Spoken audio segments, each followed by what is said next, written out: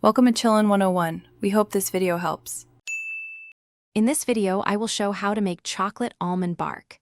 Begin by selecting about 16 ounces of your favorite chocolate, whether it's milk, dark, or white. Melt it using a double boiler over simmering water, ensuring the bowl does not touch the water.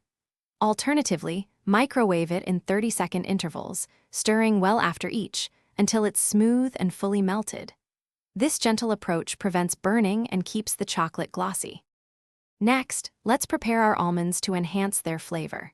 Spread about 1.5 cups of sliced or chopped almonds in a single layer on a baking sheet.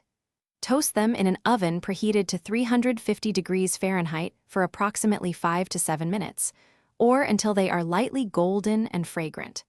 Be sure to let them cool completely before combining them with the melted chocolate.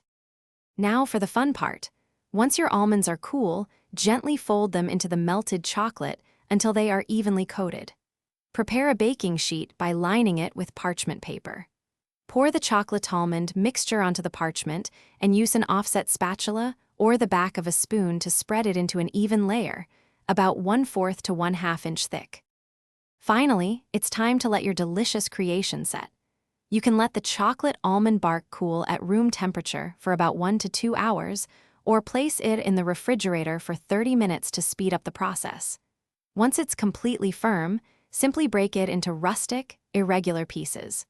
Store your homemade bark in an airtight container at room temperature for up to 2 weeks. Thanks for watching. Consider subscribing if we helped you.